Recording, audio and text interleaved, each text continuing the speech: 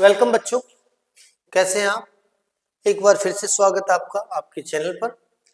आज का वीडियो अपने क्लास 12th के एटम चैप्टर से करने वाले हैं और बेस जानेंगे कि रदरफोर्ड ने जो एक्सपेरिमेंट किया था उसका बेस क्या था, क्यों किया था और ऐसा क्या हो रहा था साइंटिफिक हिस्ट्री के अंदर जिसमें रदरफोर्ड को एक्सपेरिमेंट करने के लिए क्या किया, मोटिवेट किया। और आज के वीडियो में अपने कई टॉपिक्स कवर करने वाले हैं। सबसे पहले एटम वाले चैप्टर का इंट्रोडक्शन करेंगे, उसके बाद में बेस ऑफ रदरफोर्ड एक्सपेरिमेंट का बेस क्या था, उसके बाद में अल्फा पार्टिकल स्कैटरिंग पूरा एक्सपेरिमेंट स्टडी करेंगे और उसके बाद में क्या इसके कंक्लूजन्स थे वो पढ़ेंगे। सबसे पहले बात करते हैं इंट्रोडक्शन की। इंट्रोडक्शन में सबसे पहले देखते हैं बेटा कि 19th सेंचुरीज के अंदर स्ट्रॉन्ग एविडेंस थे एटॉमिक थ्योरी ऑफ मैटर के। 1897 के अंदर जे थॉमसन ने डिस्कवर कर दिया था एटम के अंदर नेगेटिवली चार्ज पार्टिकल इलेक्ट्रॉन्स होते हैं। उसके बाद में और वो जो होते हैं वो कॉमन्स होते हैं, सभी मटेरियल के अंदर होते हैं। Since atom are electrically neutral, हमें ये पता लगा कि एटम्स के अंदर इलेक्ट्रॉन होते हैं, नेगेटिवली चार्ज पार्टिकल होते हैं, फिर भी जो एटम है वो इलेक्ट्रिकली न्यूट्रल था। तो they must also contain positive charge, इसका मतलब है कि उसके पास पॉजिटिव चार्ज भी होना चाहिए उसको बैलेंस करने के लिए। इस मेन क्वेश्चन जैसे मान लो जो पॉजिटिव चार्ज है वो जो नेगेटिव चार्ज है वो आपस में कैसे किसी एटम के अंदर अरेंज्ड है, उसके बारे में एक बहुत बड़ा क्वेश्चन था ये कि कैसे अरेंज है। इस क्वेश्चन का सॉल्यूशन 1898 के अंदर थॉमसन ने प्रपोज किया। उसने वाटरमेलन मॉडल या फिर प्लम पुडिंग मॉडल जो आप जानते हो, माना कि एक वाटरमेलन के जैसे है, वो जो सीड्स है वो इलेक्ट्रॉन्स हैं, नेगेटिवली चार्ज पार्टिकल है, बाकी सारा वाटरमेलन जो है वो पॉजिटिव है। बाद में क्या हुआ कि मतलब according to this model positive charge is spread uniformly throughout the atom and electrons are embedded in like seeds in a watermelon. अब यहां पर बाद में कुछ एक्सपेरिमेंट्स किए, एक्सपेरिमेंट में प्रूव कर दिया कि ये वाला जो मॉडल है फेल है, सही नहीं है, इनकरेक्ट है। और इसके साथ ही the actual structure of atom is different. It was also known कि solids, liquid and dense gases है वो इमिट करती है continuous electromagnetic radiation due to its atomic vibration से। इसी वक्त ये पता लगा कि जो थॉमसन ने मॉडल दिया वो गलत है, ये मॉडल एटम का मॉडल गलत है। और साथ ही ये भी पता लगा कि अलग अलग मैटर जो है वो डिफरेंट टाइप की इलेक्ट्रोमैग्नेटिक वेव्स को प्रोड्यूस करते हैं, जनरेट करते हैं। इसके बाद क्या हुआ, इसके बाद में चलिए in solid, liquid and dense gases जो होता है, जो इमिटेड रेडिएशन है वो कंटिन्यूअस स्पेक्ट्रम थी, interaction among closely packed atom और मॉलिक्यूल। लेकिन इन रेयरफाइड लो डेंसिटी गैसेस के अंदर जो रेडिएशन थी वो डिस्क्रीट वेवलेंथ की थी, कंटिन्यूअस नहीं थी, producing line spectra, each line corresponded to specific wavelength. यानी जो लो कुछ सॉलिड्स, लिक्विड और गैस के अंदर तो जो थी डेंस गैसेस के अंदर तो सॉलिड थी, सॉरी कंटिन्यूअस थी, लेकिन कुछ लो डेंसिटी गैसेस के अंदर ये जो थी वो स्पेक्ट्रल लाइन की फॉर्म में थी, जो स्पेक्ट्रम था। इसमें फेमस जो है वो हाइड्रोजन के लिए, hydrogen spectrum. These bright line spectra come from individual atoms, अलग अलग एटम से आया था। देन एटॉमिक इंटरेक्शन, उन 19th सेंचुरीज के अंदर साइंटिस्ट ने डिस्कवर कर दिया था कि ईच एलिमेंट के लिए एक यूनिक स्पेक्ट्रम होता है जिसको अपने उसका फिंगरप्रिंट भी बोल सकते हैं।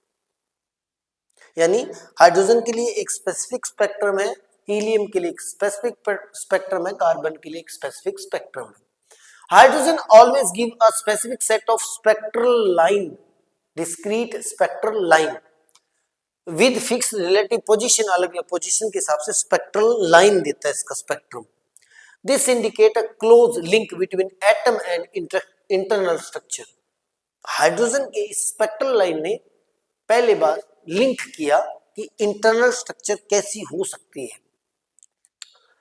इट्स इमिशन स्पेक्ट्रम 1885 के अंदर जैकब वॉमर ने क्या किया, एम्पेरिकल एक फॉर्मूला बनाया जो कैलकुलेट करता है wavelength of hydrogen spectral line, यानी हाइड्रोजन की जो स्पेक्ट्रल लाइन आ रही थी, जो स्पेक्ट्रम की लाइंस आ रही थी, उनकी वेवलेंथ फाइंड करने के लिए एम्पेरिकल फॉर्मूला 1885 के अंदर जैकब वॉमर ने मतलब डिराइव कर दिया या फिर प्रपोज किया।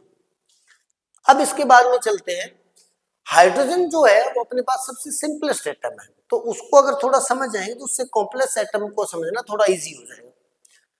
Since hydrogen is the simplest atom it become a की फोकस टू स्टडिंग, सबसे इंपॉर्टेंट बात ये थी।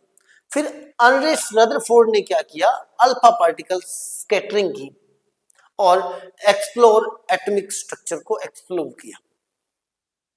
इसके बाद में 1911 के अंदर हैंस गाइगर और अर्नस्ट मार्शल, ये जो थे ये इसके स्टूडेंट्स थे रदरफोर्ड के। इन्होंने रदरफोर्ड की प्रेजेंस के अंदर, गाइडेंस के अंदर एक्सपेरिमेंट किया। एक्सपेरिमेंट करके उन्होंने न्यूक्लियर यानी प्लेनेटरी मॉडल, जैसे प्लेनेट के अंदर सन है, सन के अराउंड प्लेनेट, सॉरी हमारे सोलर सिस्टम के अंदर सन है, सन के अराउंड प्लेनेट मूव करें, ऐसे ही मॉडल को इन्होंने प्रपोज किया कि बीच में न्यूक्लियस है, न्यूक्लियस के सराउंडिंग इलेक्ट्रॉन्स रिवॉल्व कर रहे हैं।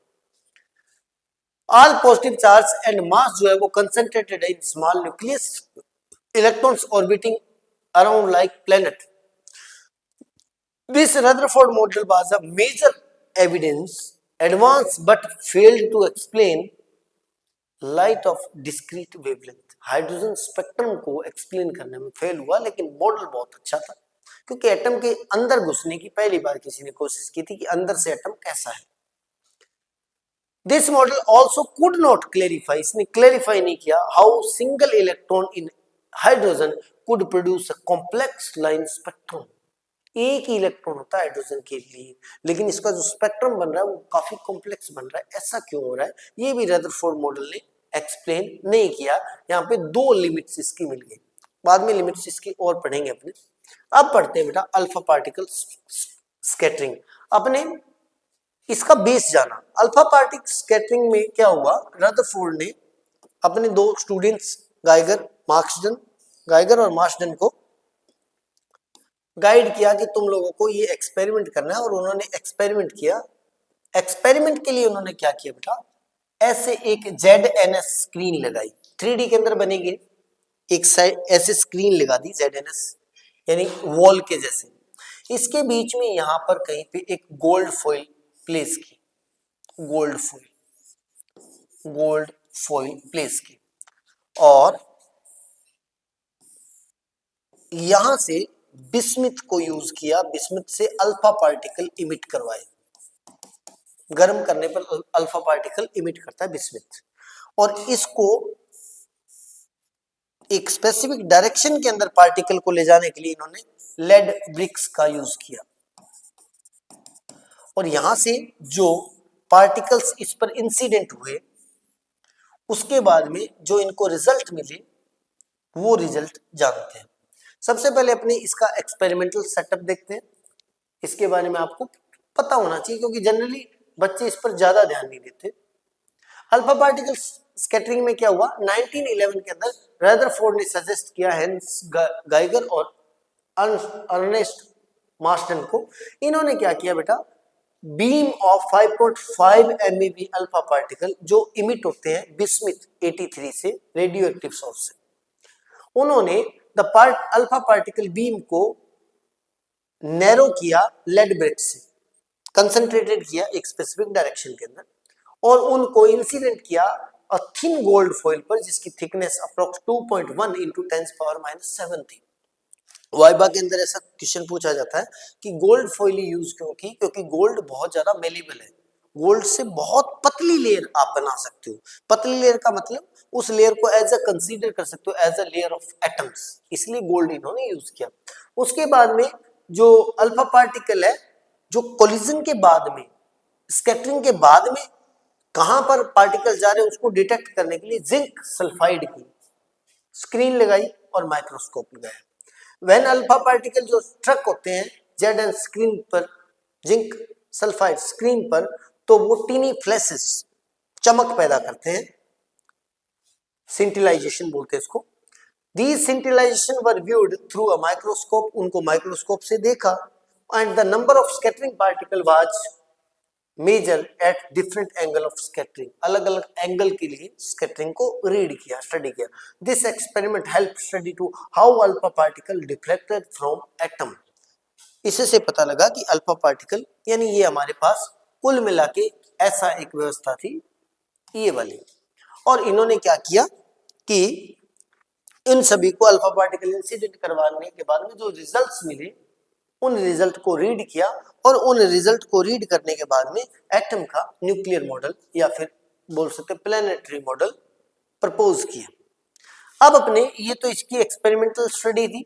इसके बाद में अगर बात करें तो नेक्स्ट आता है बेटा इसका conclusion.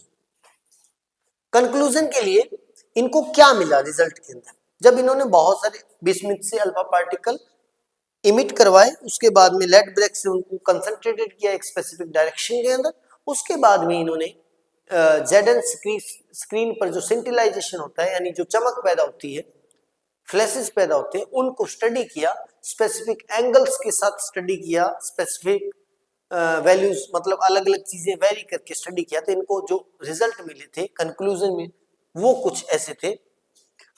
A graph of number of alpha particles scattered at different angles show the most particle passes straight through the gold foil without deflection. इन्होंने देखा कि ज्यादातर जो अल्फा पार्टिकल है विदाउट एनी डेविएशन पास हो गए सीधा straight.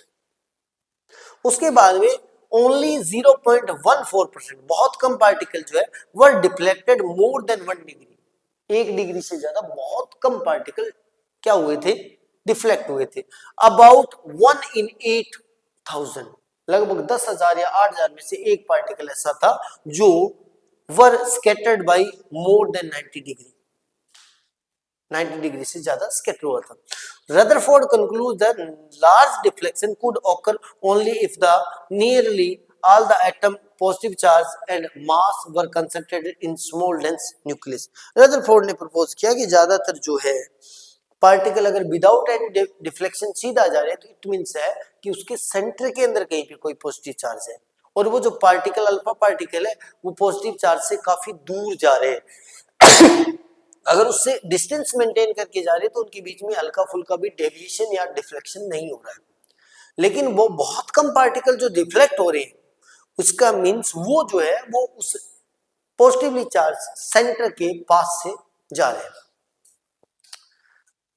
This led to discovery of nucleus, यहां से पता लगा कि ज्यादातर अमाउंट का जो मास है और ज्यादा एटम का और जो अप्रोक्स सारा पॉजिटिव चार्ज है वो सेंटर के अंदर कंसंट्रेटेड है, जिसको न्यूक्लियस बोला गया बाद। रदरफोर्ड ने इसको न्यूक्लियस नाम दिया। The nucleus contain all the positive charge and most of the mass. Electron move around in the nucleus in orbit similar to planet around the sun. उसने बोला फिर नेगेटिव चार्ज कहां पे गए, जो थॉमसन ने बोला था, तो वो बोला कि वो जो इलेक्ट्रॉन्स जो है नेगेटिवली चार्ज पार्टिकल है वो जैसे सन के सराउंड्स में प्लैनेट रिवॉल्व करें वैसे न्यूक्लियर के या न्यूक्लियस के सराउंडिंग में वो इलेक्ट्रॉन्स रिवॉल्व करें, ये पता लगा। उसके बाद में न्यूक्लियस का साइज इन्होंने बाय एक्सपेरिमेंट उसी एक्सपेरिमेंट से कंसीडर किया, तो लगभग अप्रोक्स न्यूक्लियस का साइज आया था 10⁻⁻15 मीटर। इसको फर्मी बोलते हैं, 10⁻⁻15 को 1 फर्मी बोलते हैं, टू 10⁻⁻40, और एटम का जो साइज अप्रोक्स 10⁻⁻10 आया था। इट मींस जो एटम है वो 10,000 टाइम्स लार्जर है than nucleus, approx 10,000 to 1 lakh, इतने टाइम्स बड़ा है। Most of atom is empty space, ज्यादातर स्पेस खाली है। Explaining why most alpha particle, इसी चीज से एक्सप्लेन करेंगे कि alpha particle without any deviation जा रहे हैं, इसका मतलब क्या है, मोस्ट ऑफ स्पेस खाली है। स्ट्रॉन्ग डिफ्लेक्शन का मतलब है कि वो पार्टिकल जो स्ट्रॉन्ग डिफ्लेक्शन का मतलब वो पार्टिकल उस एरिया से पास हो रहे थे जिस एरिया के अंदर न्यूक्लियस था। Atomic electron being light do not affect the path of alpha particle significantly. अब इसके बाद में पहले अपने मैं समझा देता हूँ भी इनको क्या रिजल्ट मिला, क्या कैसे था।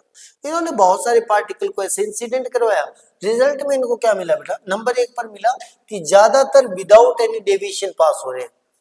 अगर ज्यादातर विदाउट एनी डेविएशन पास हो रहे हैं तो इसका मतलब हो गया कि वो खाली जगह से जा रहे हैं, होल स्पेस से जा रहे हैं। तो इट मींस उनके पास में ना तो कोई पॉजिटिव चार्ज है ना ही कोई मास है। देन यहां से इनका कंक्लूजन मिला कि अप्रोक्स ज्यादातर जो पार्ट ऑफ एटम है वो खाली है, होलो है, विदाउट मास है, विदाउट चार्ज है।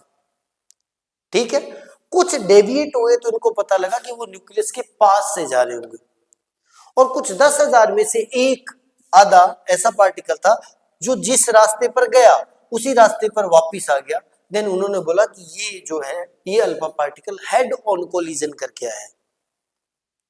किसके साथ? न्यूक्लियस के साथ, यानी न्यूक्लियस के साथ हेड ऑन कोलिजन करके अप्रोक्स 180 की डिग्री पर वापस चला गया। ठीक है, और इसके बारे में रदरफोर्ड ने ऐसा बोला भी था एक्सपेरिमेंट के बारे में कि उस जो 10,000 में से एक अल्फा पार्टिकल वापस आ रहा है, इसके बारे में उसने बोला था कि ये पार्टिकल मेरे लिए वैसा ही सरप्राइज करने वाला है जैसे एक 14 इंच डायमीटर की एक तोप से कोई गोला जाता है और एक बिल्कुल पतले से कागज के साथ या बिल्कुल पेपर के साथ, थिन पेपर के साथ उस पे इंसिडेंट होकर बाउंस बैक किया जाता है। इतना ज्यादा इस बारे में बताया गया, सरप्राइजिंग था। अब इसके बाद में अगर बात करें तो the scattering data could be explained by the considering single scattering evident as the gold foil was very thin। तो गोल्ड फॉइल को बहुत थिन लिया गया तो इन्होंने मान लिया कि एटम की ही एक लेयर है।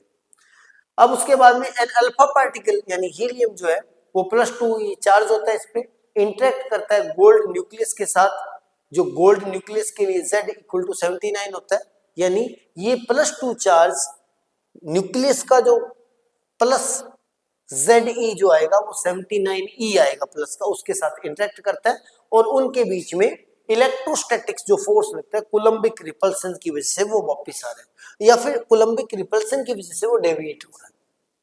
Clear? Since the gold nucleus is about 50 times heavier than alpha particle, it can be treated as stationary during the scattering process। इसका मतलब बहुत हैवी न्यूक्लियस है as compare to helium particle के, alpha particle के, तो अपने मान सकते हैं कोलिजन के जो दौरान है, ड्यूरिंग द कोलिजन है, वो जो न्यूक्लियस है एटम का वो स्टेशनरी था। Using Newton second law, Coulomb's law or trajectory of the scattering, alpha particle can be calculated confirming Rutherford's nuclear model। अब इसमें मैकेनिक्स अगर अपन अप्लाई करते हैं, कूलम्बिक रिपल्सन को अप्लाई करते हैं और ट्रैजेक्टरी को देखते हैं तो हमें काफी चीजें ये चीज कंसीडर करती है कि जो रदरफोर्ड बोल रहा है वो सही बोल रहा है कि न्यूक्लियस प्लेनेटरी मॉडल को एटम फॉलो करते हैं। दोबारा फिर से देखते हैं, हम बात कर रहे थे एटम की। पहले इंट्रो देखा इलेक्ट्रॉन्स के बारे में, जैकोब हाइड्रोजन स्पेक्ट्रम था, स्पेक्ट्रम लाइन के बारे में देखा था, कुछ के लिए डिस्क्रीट आ रहा था, कुछ के लिए लीनियर आ रहा था, सॉरी कंटिन्यूअस आ रहा था, जिनमें से स्पेसिफिक हाइड्रोजन के लिए कॉम्प्लेक्स पैटर्न आ रहा था स्पेक्ट्रल लाइन का जो डिस्क्रीटेड थी। और फिर रदरफोर्ड ने और एटम के बारे में फिर सबसे पहले थॉमसन ने एक प्लम पुडिंग मॉडल दिया था जो वाटरमेलन मॉडल बोलते हैं, उसको आगे फर्दर डीप स्टडी करने के लिए एटम के अंदर पॉजिटिव और नेगेटिव चार्ज कैसे एग्जिस्ट करते हैं, कैसे अरेंज्ड है, रदरफोर्ड ने अपने 2 स्टूडेंट्स गाइगर और मार्शल को एक्सपेरिमेंट करने के लिए बोला। एक्सपेरिमेंट में उन्होंने गोल्ड फॉइल के ऊपर अल्फा पार्टिकल बिस्मिथ से प्रोड्यूस करवाकर इंसिडेंट करवाए और उनको डिटेक्ट करने के लिए उसके सराउंडिंग में ZnS जिंक सल्फाइड की स्क्रीन लगा दी, जिस पर कोलिजन के बाद में जो पार्टिकल है वो इंसिडेंट होते हैं, इंसिडेंट होने पर वहां पर सिंटिलाइजेशन यानी टिनी क्या बोलते हैं स्पार्क्स यूज कर स्पार्क्स प्रोड्यूस करते हैं, जिनको डिटेक्ट करने के लिए माइक्रोस्कोप का यूज किया गया। रिजल्ट में इनको क्या मिला? रिजल्ट में मिला कि ज्यादातर जो एटम्स है विदाउट हीलियम पार्टिकल जो है, अल्फा पार्टिकल जो है वो विदाउट एनी डेविएशन पास हो रहे हैं, कुछ जो है वो स्मॉल एंगल पर डेविएट हो रहे हैं, डिफ्लेक्ट हो रहे हैं, और अप्रोक्स 10,000 में से एक आधा पार्टिकल ऐसा है जो 180 पर डिफ्लेक्ट हो रहा है। इन रिजल्ट को जब रदरफोर्ड ने कंसीडर किया तो रदरफोर्ड ने बोला कि ज्यादातर विदाउट एनी डेविएशन पास हो रहे हैं, तो इसका मतलब है कि एटम का मोस्ट ऑफ पार्ट जो है वो मासलेस है, खाली है, होलो है और उसके अंदर कोई पॉजिटिव चार्ज नहीं। फिर नेक्स्ट बना कि अगर कुछ पार्टिकल जो है वो हल्का फुल्का डेविएशन लेके आ रहे हैं तो इट मींस क्या आएगा, इसका मतलब है कि या तो वो इलेक्ट्रॉन के साथ कोलाइड किया है उन्होंने या फिर एटम के न्यूक्लियस के पास से जा रहे हैं। अगर पास से जा रहे हैं तो कोलम्बिक रिपल्सन से वो हल्का फुल्का डेविएट हो रहे हैं। फिर नेक्स्ट बनता है कि अगर 180 पर जो पार्टिकल डेविएट हो रहे हैं तो वो फिर उसका मतलब ये हो गया कि ये जो है वो हेड ऑन कोलिजन करके आ रहे हैं। यहां से इनको पता लगा कि ज्यादातर जो एटम का चार्ज है और मास है वो एक स्पेसिफिक एरिया जो उसके सेंटर के अंदर उसके अंदर कंसंट्रेटेड है, जिसको रदरफोर्ड ने नाम न्यूक्लियस दिया। उसके बाद में इसी स्कैटरिंग से इन्होंने प्रूव किया कि एटम का जो साइज है वो अप्रोक्स 10⁻10 मीटर यानी एंगस्ट्रॉम की रेंज का है, 10⁻10 टू 10⁻12, एंड जो न्यूक्लियस का है वो अप्रोक्स 10⁻15 यानी फर्मी की रेंज का है। क्लियर। इसके बाद अगर अपने बात करें इसके फेलियर वगैरह की बात करें तो नेक्स्ट वीडियो में करेंगे अपने फेलियर वगैरह।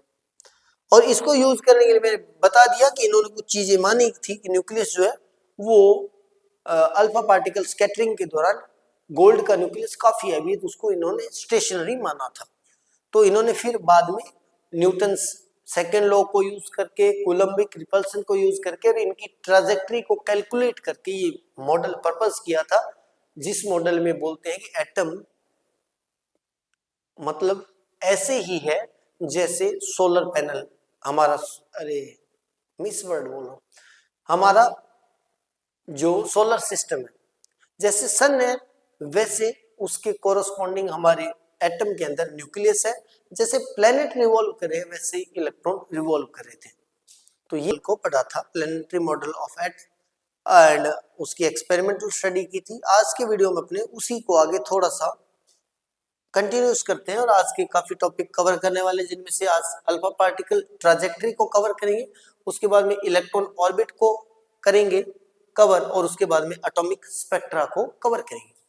सबसे पहले बात है alpha particle trajectory. Alpha particle trajectory क्या होती है कि जब पार्टिकल को इन्होंने कोलाइड करवाया, स्कैटरिंग करवाई, जब इन्होंने स्कैटरिंग करवाई बेटा, तो स्कैटरिंग के बाद में इन्होंने जो पार्टिकल है उसके पाथ को डिटेक्ट किया, वो कितना डेविएट हो रहा है, विदाउट एनी डेविएशन जा रहा है, वो जो पाथ है उसकी ट्रेसिंग को अपने ट्राजेक्टरी बोलते हैं।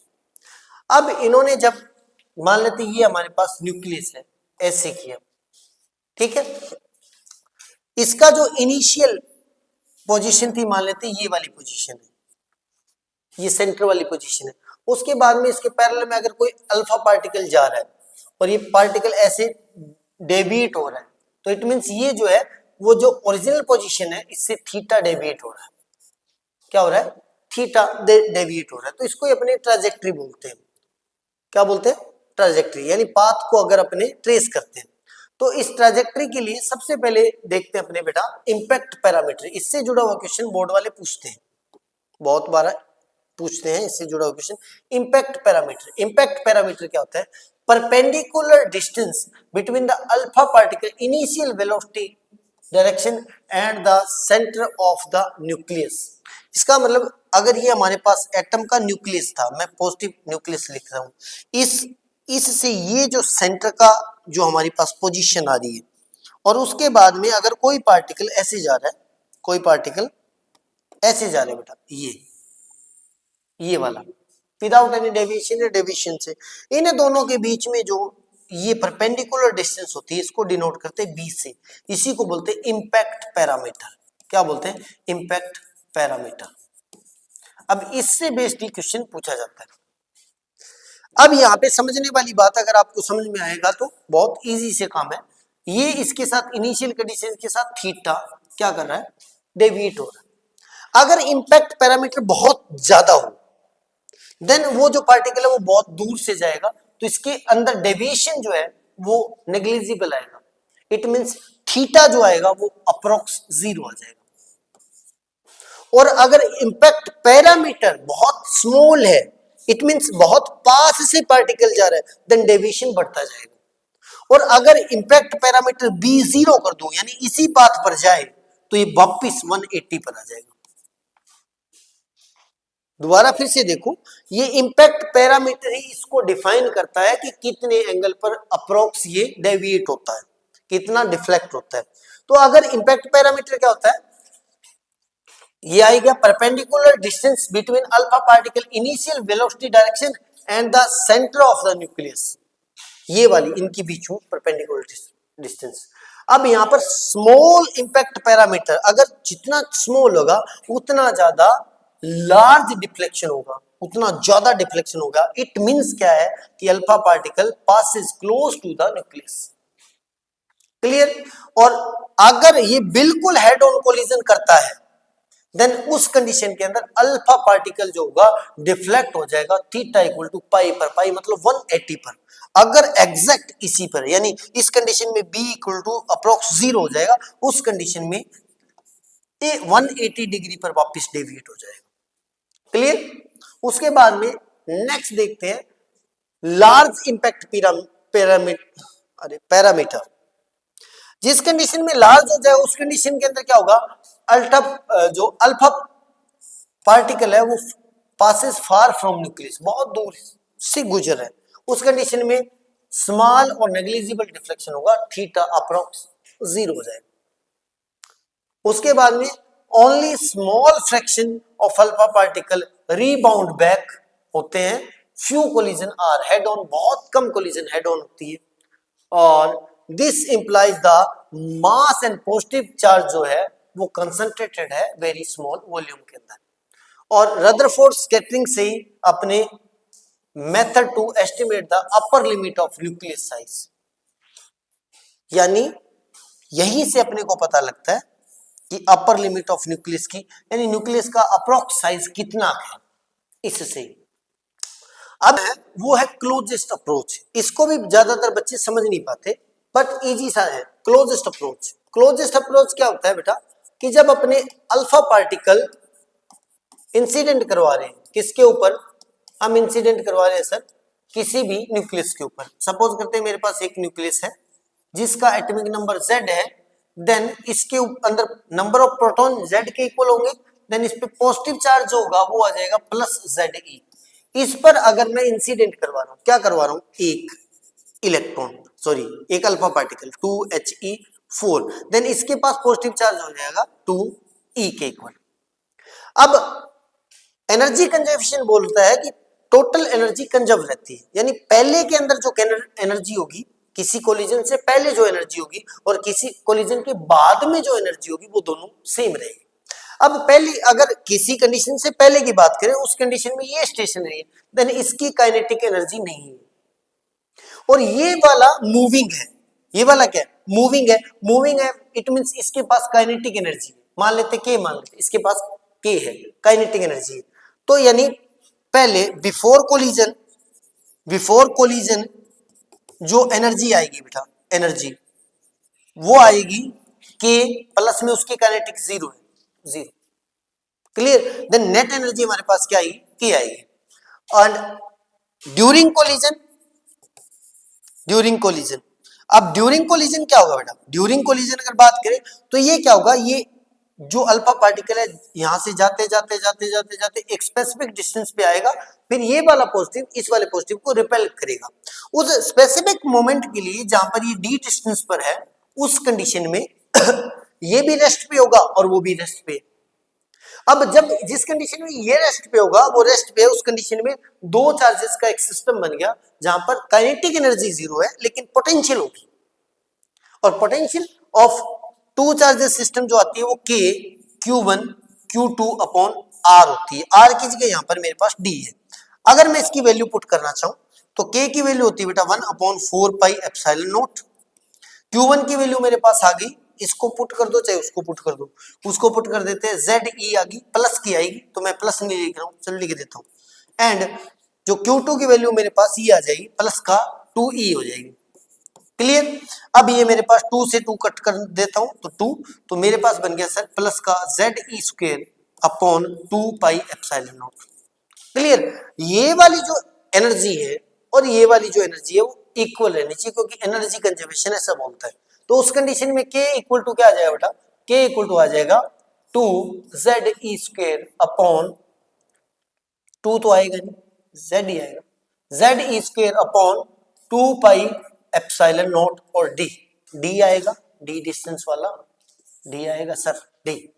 अब यहां पे अगर मुझे d निकालना है, this d is known as closest approach, यानी मैक्सिमम कितना मिनिमम कितना पास जा सकता है उसको क्लोजेस्ट अप्रोच बोलते हैं। देन मेरे पास आएगा बेटा ze² अपॉन 2πε0 k आ जाएगा, this is closest approach, closest distance.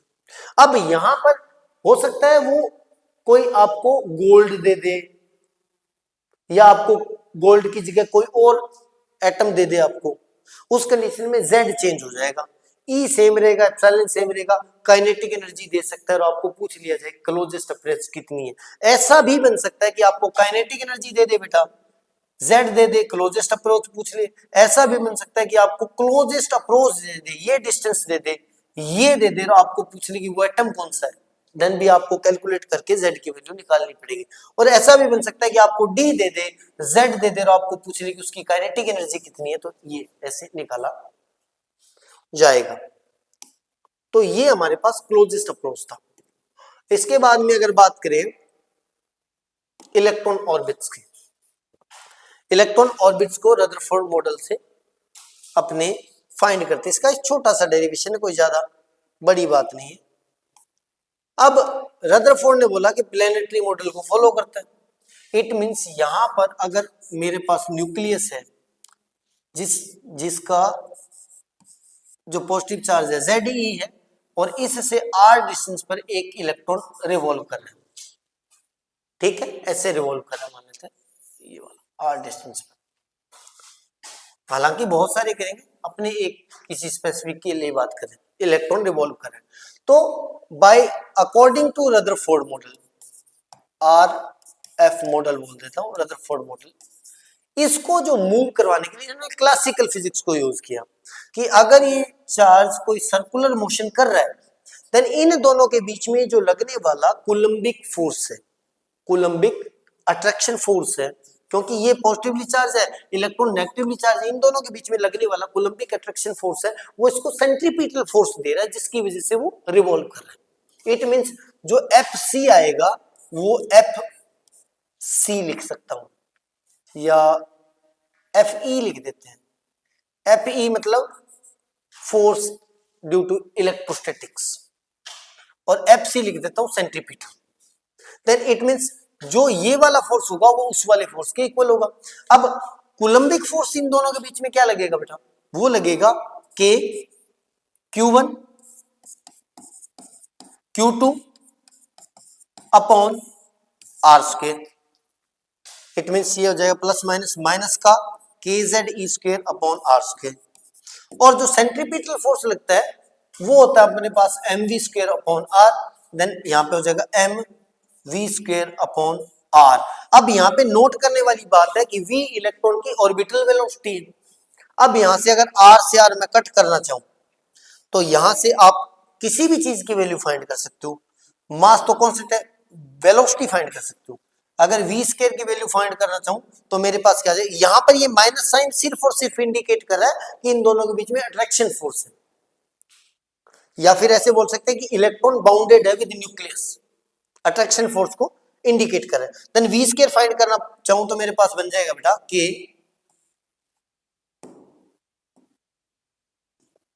तो मेरे पास क्या बन जाएगा, v² अगर फाइंड करना चाहूं तो मेरे पास बन जाएगा k Ze² अपॉन Rm, यही बनेगा, ठीक है। और अगर मैं R फाइंड करना चाहूं तो मेरे पास क्या बन जाएगा बेटा, R वहां पे जाएगा तो बन जाएगा k Ze² अपॉन mv²। ये हमारे पास वैल्यू आ गई। k की वैल्यू पुट की हो सकती है 1/4πε0, वो पुट कर सकते हैं।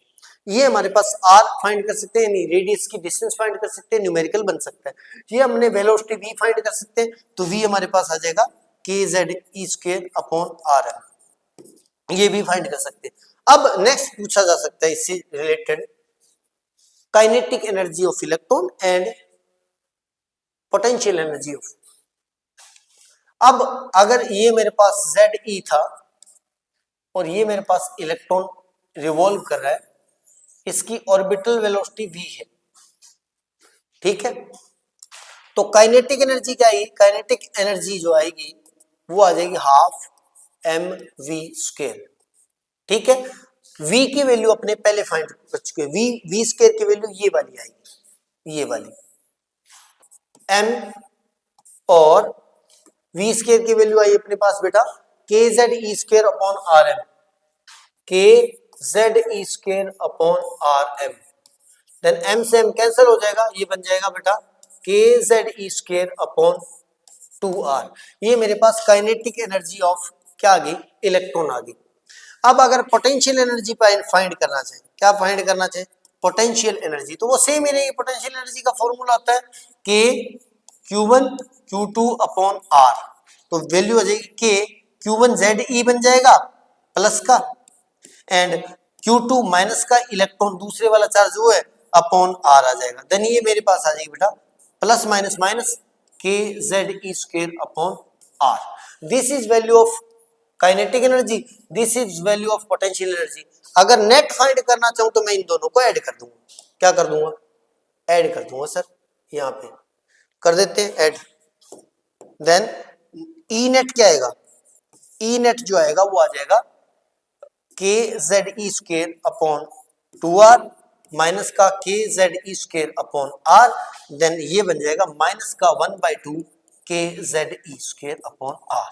This is total energy of electron, clear. और यहीं से एक क्वेश्चन बन सकता है कि नेगेटिव साइन इंडिकेट, वही बात सेम बात करता है कि नेगेटिव साइन इंडिकेट करता है कि वो इलेक्ट्रॉन बाउंडेड है उस न्यूक्लियस के साथ, उसको छोड़कर नहीं जाएगा, या उस अट्रैक्शन फोर्स को क्या करता है, इंडिकेट करता है। तो ये था हमारा आज का वीडियो, जिस वीडियो में अपने काफी टॉपिक कवर करे, और शायद कुछ और रह गया क्या, एक रह गया, एक टॉपिक छोटा सा रह गया, वो भी करते हैं। एटॉमिक स्पेक्ट्रा, स्पेक्ट्रम के बारे में हल्का फुल्का जानता है। स्पेक्ट्रम होता है क्या है, कुछ चीजें EMW को प्रोड्यूस करती है, इलेक्ट्रोमैग्नेटिक वेव को प्रोड्यूस करती है, उसको अपने एटॉमिक स्पेक्ट्रम बोलते हैं। स्पेक्ट्रम का मतलब दो टाइप के हो सकते हैं, या तो एक अब्जॉर्प्शन स्पेक्ट्रम है, एक होता है इमिजन स्पेक्ट्रम। इमिजन स्पेक्ट्रम का मतलब होता है कि कोई भी मटेरियल किस स्पेसिफिक वेवलेंथ की जो लाइट है या जो इलेक्ट्रोमैग्नेटिक वेव है उसको प्रोड्यूस कर रहा है, उसको इमिजन स्पेक्ट्रम बोलते हैं। और अब्जॉर्प्शन वो होता है जिसमें किस स्पेसिफिक EMW की रेंज को वो अब्सॉर्ब कर रहा है, उसको अब्जॉर्प्शन स्पेक्ट्रम बोलते हैं। एटॉमिक स्पेक्ट्रा के बारे में हल्की फुल्की डेफिनेशन वो पढ़े। Each element emit characteristic spectrum of radiation unique to it, मैंने पहले बता दिया, हर मटेरियल एक स्पेसिफिक टाइप का स्पेक्ट्रम यानी प्रोड्यूस करता है। व्हेन एन एटॉमिक गैस और vapour is excited at low pressure by an electric current it emit radiation. अगर एटॉमिक गैस को या वेपर को एक्साइट करते हैं लो प्रेशर के ऊपर, देन वो रेडिएशन को इमिट करती है स्पेसिफिक वेवलेंथ की।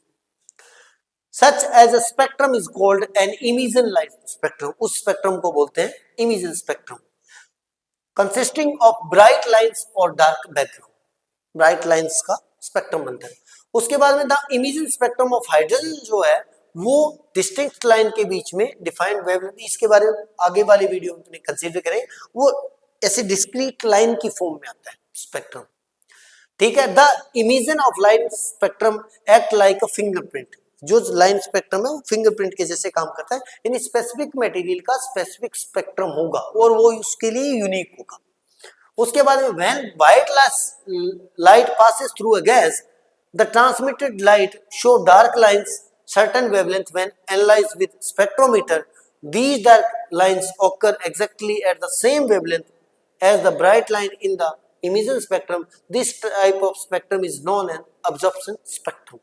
It means जब व्हाइट लाइट को आप इंसिडेंट करवाते हो किसी मटेरियल के अंदर, वो स्पेसिफिक वेवलेंथ, वो एक स्पेक्ट्रम बनता है जिसको बोलते हैं अब्जॉर्प्शन स्पेक्ट्रम। मैंने बता दिया था कुछ चीजें अब्जॉर्ब करने पर स्पेक्ट्रम बनता है, कुछ इमिट करने पर स्पेक्ट्रम बनता है, दोनों टाइप के स्पेक्ट्रम होते हैं। तो इसके बारे में अपना हल्का फुल्का जानना था एटॉमिक स्पेक्ट्रा के बारे में, और इतना ही है। तो आज के वीडियो में अपने काफी चीजें कवर कर ली, जिसमें क्या कवर किया हमने, ये अल्फा पार्टिकल अपने काफी चीजें कवर करेंगे, जिसमें से बोर्स मॉडल, बोर के तीनों पोस्टुलेट को कवर करेंगे, एनर्जी लेवल्स को कवर करेंगे, line spectra of the hydrogen atom को कवर करेंगे, day Broglie explanation of bore second postulate को कवर करेंगे, लिमिटेशन ऑफ बोर मॉडल को कवर करेंगे। और इससे पहले मैं आपको बता दूं कि इसको अपने स्टडी करें इससे पहले रदरफोर्ड मॉडल की कुछ शॉर्टकमिंग्स थी, दो थी, उनको अपने जानेंगे, क्योंकि प्रीवियस वीडियो में मैंने बताया था पर उसको थोड़ा सा डीपली एक्सप्लेन नहीं किया था। तो अपने दोनों शॉर्टकमिंग्स ऑफ रदरफोर्ड मॉडल को देखते हैं। पहले देखते हैं बेटा शॉर्टकमिंग्स, ऐसे लिख देता हूं, of Rutherford model, F R model, R F model, sorry Rutherford model. अब इसमें क्या करते हैं, सबसे पहले बात करते हैं, ये जो है ये can't explain stability of atom, stability of atom, यानी एटम की स्टेबिलिटी को ये एक्सप्लेन नहीं कर पाया था। तो वजह क्या थी, वजह ये थी क्योंकि ये based on classical physics, this is based on classical physics. अब क्लासिकल फिजिक्स के अकॉर्डिंग अगर ये हमारे पास न्यूक्लियस है, मैं एन लिख देता हूं, ये इलेक्ट्रॉन अगर रिवॉल्व कर रहे हैं इसके सराउंडिंग के अंदर प्लेनेटरी मॉडल के अनुसार, तो ये जो इलेक्ट्रॉन है वो पर मोमेंट, एवरी मोमेंट इसकी डायरेक्शन चेंज होती जाएगी। अगर कोई चार्ज एवरी मोमेंट अपनी डायरेक्शन चेंज कर रहा है, डायरेक्शन चेंज कर रहा है, तो इसका मतलब है कि वो चार्ज एक्सेलरेटेड है। डायरेक्शन चेंज का मतलब वेलोसिटी चेंज हो रही है, और वेलोसिटी चेंज क्योंकि v क्या होता है, v वेक्टर होता है, पर सेकंड पर मोमेंट अगर वेलोसिटी की डायरेक्शन चेंज हो रही है इट मींस वेलोसिटी चेंज हो रही है, वेलोसिटी चेंज हो रही है इट मींस ये इलेक्ट्रॉन जो है वो एक्सेलरेटेड है। इलेक्ट्रॉन एक्सेलरेटेड का मतलब वो जो चार्ज रिवॉल्व कर रहा है वो चार्ज एक्सेलरेटेड है। और क्लासिकल फिजिक्स ये बोलती है कि एक्सेलरेटेड चार्ज जो है वो इलेक्ट्रोमैग्नेटिक वेव की फॉर्म में एनर्जी इमिट करते हैं। इसका मतलब ये पर मोमेंट इलेक्ट्रोमैग्नेटिक वेव की फॉर्म में एनर्जी इमिट करता जाएगा। जब एनर्जी इमिट करता जाएगा तो इस इलेक्ट्रॉन की जो एनर्जी है वो डिक्रीज होती जाएगी विद रिस्पेक्ट टू टाइम। अगर इसकी एनर्जी डिक्रीज होती जाएगी तो इसका जो ये डिस्टेंस है वो भी डिक्रीज होती जाएगी, तो इसका जो पाथ है बेटा वो ऐसे स्पाइरल होता जाएगा। जब ये स्पाइरल होता जाएगा तो ऐसे इसकी डिस्टेंस कम होते होते होते होते एक स्पेसिफिक टाइम आएगा कि ये न्यूक्लियस के अंदर ही गिर जाएगा इलेक्ट्रॉन। जबकि रियल में ऐसा नहीं होता, रियल में इलेक्ट्रॉन अपना रिवॉल्व करते रहते हैं। और Rutherford model classical based model है, देन क्लासिकल के हिसाब से इलेक्ट्रॉन इसके अंदर गिर जाना चाहिए, और इलेक्ट्रॉन को अगर न्यूक्लियस कैप्चर कर लेगा तो एटम एग्जिस्ट नहीं करेगा, ओनली न्यूक्लियस एग्जिस्ट करेगा। जबकि रियल में एटम एग्जिस्ट करते हैं। तो यहां पर इस चीज को एक्सप्लेन करने में रदरफोर्ड मॉडल फेल हो गया। भी ऐसा क्यों है, क्योंकि अगर क्लासिकल फिजिक्स पर बेस्ड है तो ये इलेक्ट्रॉन जो है इसको न्यूक्लियस कैप्चर कर लेना चाहिए स्पाइरल पाथ फॉलो करते करते, ठीक है। जबकि रियल में ऐसा नहीं, तो इस चीज को एक्सप्लेन करने में रदरफोर्ड मॉडल फेल हो गया। सेकंड, अब इसी तरह से बात करते हैं, अगर ये एनर्जी इमिट कर रहा है तो ये क्या कर रहा है, कंटिन्यूस एनर्जी इमिट करते करते करते करते करते करते कंटिन्यूस एनर्जी इमिट कर रहा है। जैसे मान लो पहले एनर्जी हाई थी, उसके बाद में डिक्रीज होते होते कम कम कम decrease decrease decrease decrease, it means जो एनर्जी इमिट कर रहा है वो कंटिन्यूस फॉर्म में कर रहा है, लगातार कर रहा है, ठीक है। जबकि स्पेक्ट्रम जो आया था हाइड्रोजन का स्पेक्ट्रम, हाइड्रोजन स्पेक्ट्रम जो आया था बेटा वो डिस्क्रीट था। डिस्क्रीट का मतलब था कि वो लाइन की फॉर्म में था, ऐसे स्पेक्ट्रम ऐसे लाइन की फॉर्म में था। जबकि इसके हिसाब से अगर स्पेक्ट्रम आना चाहिए तो स्पेक्ट्रम ऐसा आना चाहिए, एनर्जी डिक्रीज होते होते होते होते होते होते जीरो ऐसे, जबकि वो इस फॉर्म में आया था, डिस्क्रीट फॉर्म के अंदर आया था। तो हाइड्रोजन स्पेक्ट्रम डिस्क्रीट फॉर्म में आता है, जबकि अगर प्लेनेटरी मॉडल को या classical physics based Rutherford model को अगर अपने मानते हैं, सही मानते हैं, तो मॉडल के अनुसार अपना जो स्पेक्ट्रम आना चाहिए वो आना चाहिए, क्या आना चाहिए, वो आना चाहिए कंटिन्यूअस रैंप के जैसे। और जबकि ये वाला जो आ रहा था वो डिस्क्रीट आ रहा था स्टेयर के जैसे, ऐसे, समझ में?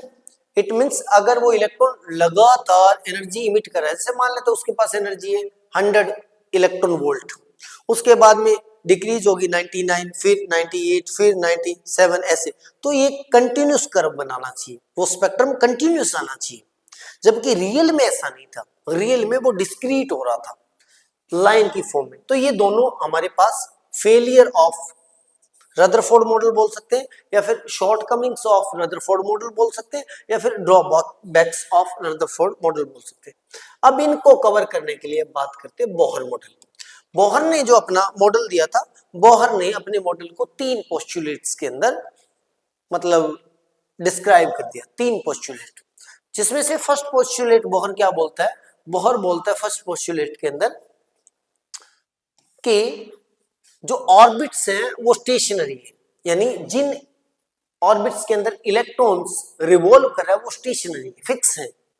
Electron revolve in certain stable orbits without emitting energy, यानी अगर किसी न्यूक्लियस के सराउंडिंग में कोई इलेक्ट्रॉन किसी ऑर्बिट के अंदर रिवॉल्व कर रहा है, तो रिवॉल्व करते टाइम वो कोई भी टाइप की एनर्जी इमिट नहीं करता, जबकि रदरफोर्ड मॉडल के हिसाब से क्लासिकल फिजिक्स में अगर माने तो वो एनर्जी इमिट करता है। बोहर ने बोला वो करता नहीं है, यानी वो स्टेशनरी ऑर्बिट के अंदर, जैसे मान लो ये इसका ऑर्बिट है, ये वाली इसकी अपने क्लास मान लेते हैं, अलग कलर से मान लेते हैं, ये वाली इसके अंदर अगर ये रिवॉल्व कर रहा है, रेड वाली मानो मैं, ये रेड वाली इसके अंदर रिवॉल्व कर रहा है, इसको थोड़ा क्लियर करते हैं आपको थोड़ा सही आया। जैसे मान लेते हैं ये हमारे पास न्यूक्लियस हो गया बेटा, और इसके पास एक ये हमारे पास एक रेड वाला ऑर्बिट हो गया, ये एक स्टेशनरी ऑर्बिट है, इसके अंदर अगर इलेक्ट्रॉन रिवॉल्व कर रहा है देन ये कोई भी एनर्जी इमिट नहीं करेगा, यानी electron revolve in certain stable orbit without emitting energy. ठीक है, next, each orbit has a definite total energy, यानी इस ऑर्बिट की एक स्पेसिफिक टोटल एनर्जी है, इसके पास में कोई और ऑर्बिट है, यानी सेकंड वाला जैसे ऑर्बिट मान लेते हैं, ये वाला ये वाला रेड वाला है, इसकी और स्पेसिफिक कोई टोटल एनर्जी है, इसके बाद में जो आएगा उसकी स्पेसिफिक और एनर्जी, समझ में आ गया? जैसे अलग अलग एनर्जी लेवल्स हैं, ऑर्बिट्स की अलग अलग एनर्जी है, देन किसी न्यूक्लियस के सराउंडिंग में अलग अलग एनर्जी लेवल्स हैं, क्लियर? उसके बाद में atom can exist only in these discrete energy states, यानी एटम्स जो है वो जो एनर्जी लेवल्स बन रहे हैं उनमें ही रह सकते हैं। समझ में आया? दोबारा फिर से देखते हैं, जैसे मान लो ये हमारे पास न्यूक्लियस था, तो पहला ये लेवल बन गया, दूसरा ये लेवल बन गया, तीसरा ये लेवल बन गया, ये लेवल्स है बेटा। तो ये जो इलेक्ट्रॉन है रिवॉल्व कर रहा है, इसका एक स्पेसिफिक एनर्जी लेवल है, इस वाले इलेक्ट्रॉन का एक अलग स्पेसिफिक एनर्जी लेवल है, इस वाले इलेक्ट्रॉन का एक अलग स्पेसिफिक एनर्जी लेवल है, ये वाला। अब इट मींस ये इलेक्ट्रॉन इस लेवल के अंदर रिवॉल्व कर रहा है, जिसको स्टेशनरी ऑर्बिट स्पेसिफिक, इस वाले का अलग है, इस वाले का अलग है, इसके पास में कोई और है तो उसका अलग है, क्लियर? ये अपना फर्स्ट पोस्टुलेट हो गया, फर्स्ट पोस्टुलेट ऑफ बोहर। अब इसके बाद में बात करते हैं सेकंड पोस्टुलेट की। अगर अपने सेकंड पोस्टुलेट की बात करते हैं, फर्स्ट हो गया, ठीक है, उसके बाद में सेकंड पोस्टुलेट। सेकंड पोस्टुलेट के अंदर क्या बोलता है बोहर? बोहर बोलता है सेकंड पोस्टुलेट के अंदर कि इलेक्ट्रॉन ऐसे नहीं कि हर किसी के अंदर रिवॉल्व करते हैं, हर किसी ऑर्बिट में इलेक्ट्रॉन उन्हीं ऑर्बिट के अंदर रिवॉल्व करेंगे। जैसे ये मेरे पास न्यूक्लियस था और मान लेते ये इलेक्ट्रॉन रिवॉल्व कर रहा है किसी एक स्पेसिफिक ऑर्बिट के अंदर, ये वाले इस ऑर्बिट के अंदर, ये 3D के अंदर, 3D के अंदर ये न्यूक्लियस हो गया, तो एक ऑर्बिट ये हो गया, एक ऑर्बिट ये हो गया, ऐसे स्पेसिफिक। अगर मान लो कोई एक इलेक्ट्रॉन इस ऑर्बिट के अंदर रिवॉल्व कर रहा है, तो ये उसी में रिवॉल्व करेगा जिसके लिए जो L यानी एंगुलर मोमेंटम जो है बेटा, एंगुलर मोमेंटम यानी mvr इक्वल टू होना चाहिए nh/2π, यानी इसका एक स्पेसिफिक एंगुलर मोमेंटम होगा, वो एंगुलर मोमेंटम जो होगा वो h/2 का n टाइम्स होना चाहिए, n की value 1 2 3। It means electron revolve only in those orbits where angular momentum is an integer multiple of h/2 it means जिस जो भी इलेक्ट्रॉन रिवॉल्व कर रहा है, जिस भी ऑर्बिट में रिवॉल्व कर रहा है, उसके लिए mvr इक्वल टू nh/2 ये इसको फॉलो करेगा। इट मींस है कि अगर फर्स्ट ऑर्बिट के अंदर रिवॉल्व कर रहा है, सपोज करते फर्स्ट ऑर्बिट के अंदर रिवॉल्व कर रहा है, देन m तो मास ऑफ इलेक्ट्रॉन तो फिक्स है, फर्स्ट ऑर्बिट के लिए v1 आ जाएगा, r1 आ जाएगा इक्वल टू n की जगह 1 आ जाएगा, तो h/2 आ जाएगा। क्लियर? सेकेंड ऑर्बिट में अगर कोई इलेक्ट्रॉन रिवॉल्व कर रहा है, देन बन जाएगा m तो सेम रहेगा, v2 रहेगा, r2 रहेगा, और यहां पे आ जाएगा बेटा 2h/2, 2 से 2 कट जाएगा, ये h/2 आ जाएगा।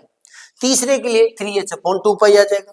अब यहीं से एक चीज और समझने को मिलती है अपने को, इसका मान लेते हैं स्पेसिफिक, फर्स्ट वाले का जो एंगुलर मोमेंटम है हमारे पास आया बेटा nh/2, उसके बाद में जो सेकंड वाले ऑर्बिट का जो एंगुलर मोमेंटम आया वो आया h/2, फिर तीसरे वाले का आया 3h/2, 3h/2। तो यहां पर देखना बेटा इनमें सेम डिफरेंट है।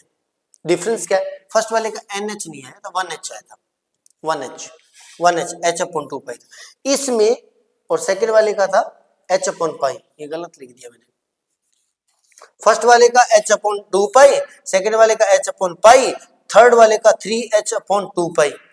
इनमें सेम वैल्यू का डिफरेंट है, कितना? h/2 का इतना डिफरेंट है। यानी ये सेकंड पोस्टुलेट जो है वो क्वांटाइजेशन ऑफ एंगुलर मोमेंटम को क्या करता है? डिफाइन करता है, एक्सप्लेन करता है, यानी एंगुलर मोमेंटम भी क्वांटाइज रहता है।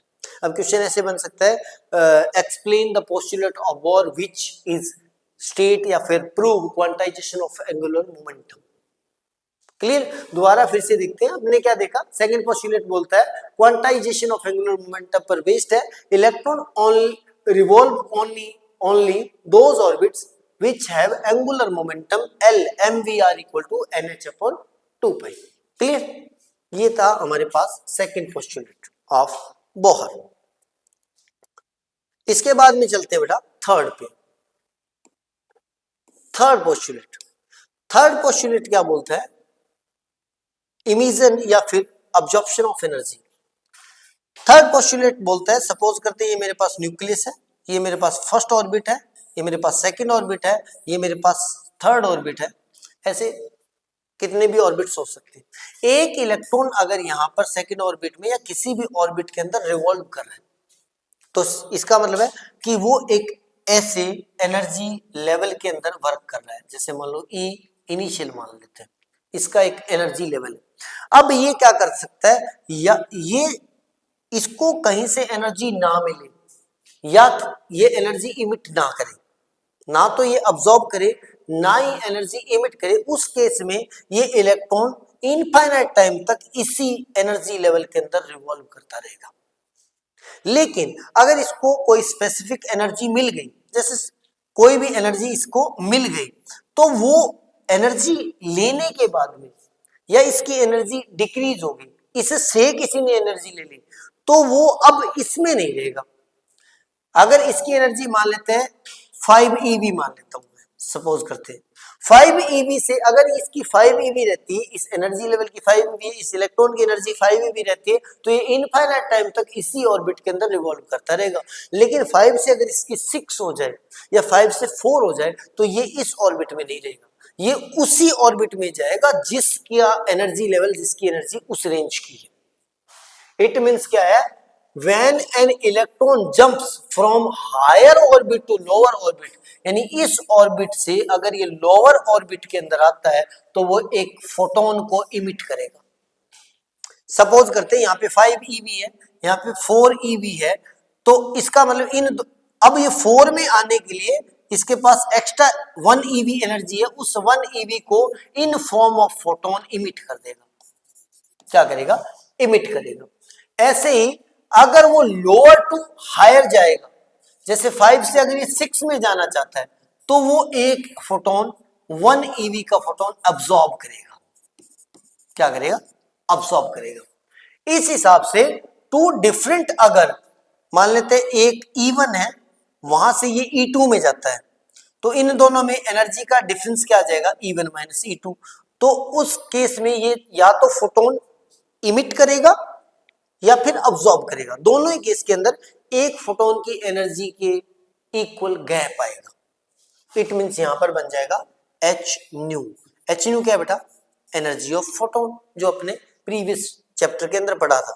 इट मींस अब समझने वाली बात है, मान लेते हैं पहला ऑर्बिट है, ये दोबारा फिर से देखते हैं, थोड़ा सा अच्छा लगेगा आपको समझने में, मजा आएगा, कमाल की चीज है। मान लेते हैं ये मेरे पास न्यूक्लियस था, ये मेरे पास फर्स्ट ऑर्बिट है, ये सेकंड ऑर्बिट है, ये थर्ड ऑर्बिट है, ये फोर्थ ऑर्बिट है, ये फिफ्थ ऑर्बिट है। क्लियर। अब एक इलेक्ट्रॉन मान लेता हूं मैं बेटा, यहां से यहां पर एक इलेक्ट्रॉन है। अब इसके पास इनफाइनाइट पॉसिबिलिटीज है, ये लोअर में आ सकता है, ये थर्ड में है, जैसे ये फर्स्ट ऑर्बिट मान लेता हूं, second, third, fourth, fifth, infinity तक। अब इसके पास इनफाइनाइट पॉसिबिलिटीज है, ये इसी से सेकंड में आ सकता है, फर्स्ट में आ सकता है, फोर्थ में जा सकता है, फिफ्थ में जा सकता है, कैसे ही जा सकता है। लेकिन जिस भी एनर्जी लेवल में ये जाना चाहता है, उसके लिए इसको या तो एनर्जी अब्सॉर्ब करनी पड़ेगी इन फॉर्म ऑफ फोटोन, या फिर एनर्जी इमिट करनी पड़ेगी इन फॉर्म ऑफ फोटोन। बस इतना ध्यान रखने वाली बात है। इसका मतलब है अगर थर्ड से सेकंड में आएगा तो एक अलग एनर्जी का फोटोन इमिट करेगा, थर्ड से अगर फर्स्ट में आएगा तो एक अलग एनर्जी का फोटोन इमिट करेगा। वो जो फोटोन की एनर्जी होगी वो इन दोनों के एनर्जी गैप के इक्वल होगी, एनर्जी डिफरेंस के इक्वल होगी। यानी एच न्यू आएगा वो डेल्टा ई के इक्वल आएगा। जैसे मान लेते हैं 11 से सेकंड में आ रहा है, 11th ऑर्बिट से सेकंड ऑर्बिट में आ रहा है, देन इन दोनों का जो एनर्जी गैप होगा, उस एनर्जी गैप या एनर्जी डिफरेंस के इक्वल एनर्जी का फोटोन इमिट करेगा। ऐसे ही अगर थर्ड से वो मान लो 22th में जा रहा है, इस कंडीशन में वो इन दोनों के एनर्जी डिफरेंस के इक्वल एनर्जी का फोटोन अब्सॉर्ब करेगा। ये समझने वाली बात है। तो ये हमारे पास थर्ड पोस्टुलेट इसका है, और ये किसको एक्सप्लेन कर देगा? ये क्वांटाइजेशन ऑफ एनर्जी को, क्वांटाइजेशन ऑफ लाइट को या फिर एनर्जी को एक्सप्लेन करता है। क्लियर?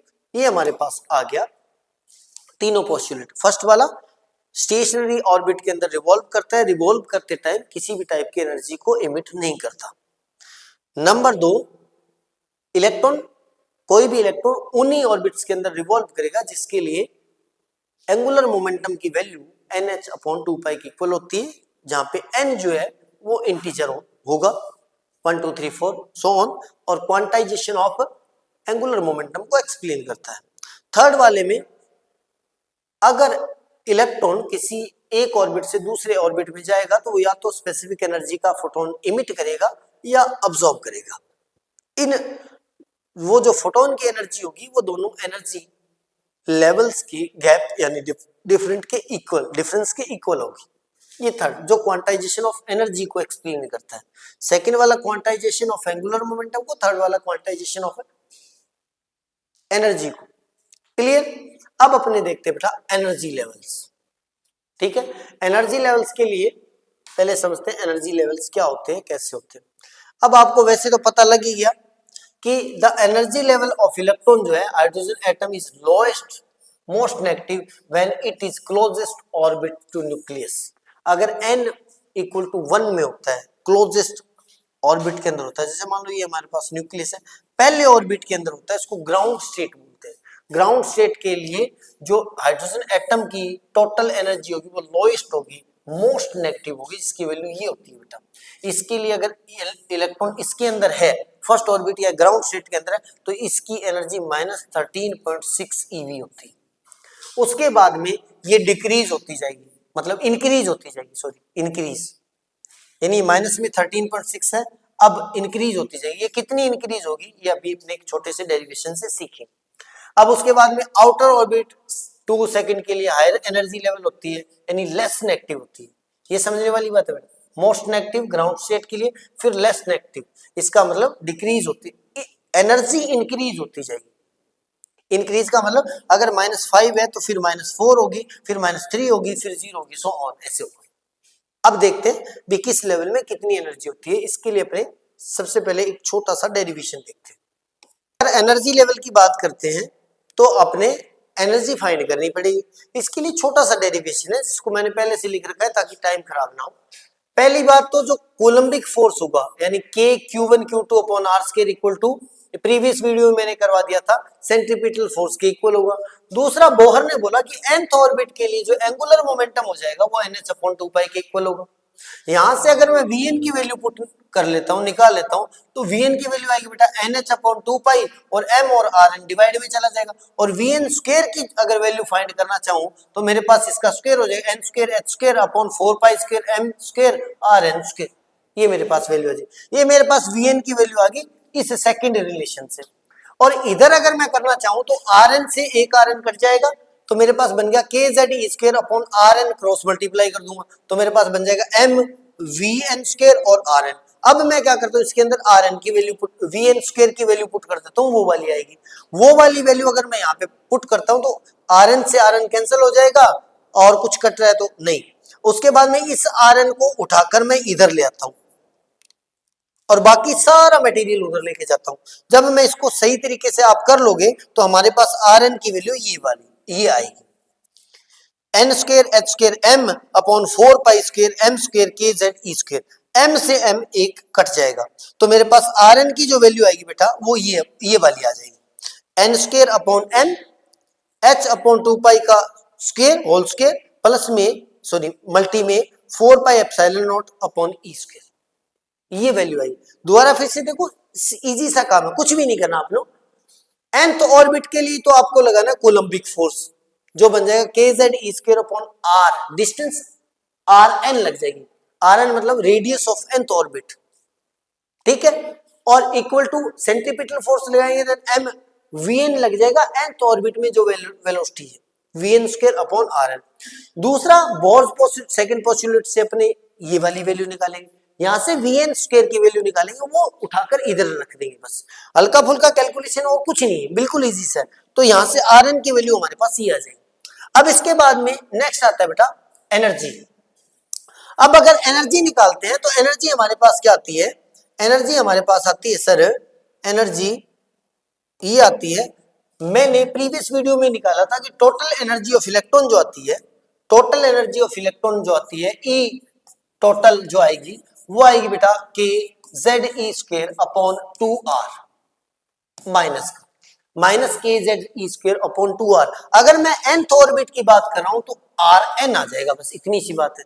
तो जो हमने Rn की वैल्यू निकाली थी, कहां से निकाली थी, यहां से निकाली थी सर Rn की वैल्यू, ये वाली मैं उस फॉर्मूला में पुट कर दूंगा तो टोटल एनर्जी ई नेट मेरे पास ये आएगा, ई एन nth ऑर्बिट की टोटल एनर्जी आ जाएगी के Z E square upon 2Rn और माइनस का, यहाँ पे अगर मैं Rn की वैल्यू पुट कर देता हूं तो Rn के जेड ई स्क्वायर अपॉन 2 आएगा, Rn की वैल्यू आएगी बेटा n square h square 4 pi epsilon not और बाकी सारा ऊपर चला जाएगा, डिवाइड वाला कुछ नहीं किया मैंने, बस ये Rn की वैल्यू उठाकर यहां पर पुट कर दी।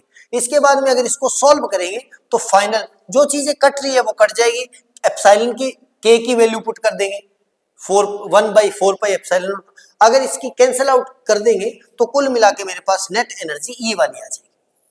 क्लियर, ये एनर्जी आई, इसमें m कांस्टेंट है mass of electron, e charge of electron constant है, 8 कांस्टेंट है, एप्सिलॉन नॉट स्क्वायर कांस्टेंट है, h भी कांस्टेंट है, सिर्फ n ही वेरिएबल n स्क्वायर वेरिएबल। तो इन सभी कांस्टेंट की अगर मैं वैल्यू रख देता हूं SI में, देन मेरे पास इसकी वैल्यू आएगी माइनस का 2.18 इंटू 10⁻⁻18 जूल और अपॉन n स्क्वायर। यानी यहां से ये क्वेश्चन भी बन सकता है En inversely proportional to n square, ये क्वेश्चन बन सकता है बेटा, बहुत बढ़िया क्वेश्चन बनता है। प्रूव करना हो तो ऐसे प्रूव करना पड़ेगा। और अगर इसी को SI की बजाय मैं EV में चेंज कर देता हूं, इलेक्ट्रॉन वोल्ट में चेंज कर देता हूं तो 1 इलेक्ट्रॉन वोल्ट होता है 1.6 इंटू 10⁻⁻19 जूल। अगर इसमें चेंज करता हूं तो मेरे पास En की वैल्यू आ जाएगी बेटा ये minus 13.6 upon n square EV। अब यहां पे ध्यान रखना, यहां पे हमारे पास Z आ रहा था, तो आपके माइंड में आना चाहिए जेड कहां पे गया सर। हम अगर हाइड्रोजन स्पेक्ट्रम की बात करते हैं, किसकी बात करते हैं बेटा, हाइड्रोजन स्पेक्ट्रम की बात करते हैं, उस केस के अंदर z इक्वल टू 1 आ जाएगा। तो उस z का कोई फर्क नहीं पड़ेगा इस पर, 1 से मल्टीप्लाई का या डिवाइड का कोई फर्क नहीं पड़ेगा, तो ये z 1 आ जाएगा। तो ये मेरे पास टोटल एनर्जी आ गई, ये ई नेट मेरे पास आ गया। इट मींस ई नेट आ गया अलग अलग एनर्जी लेवल के लिए।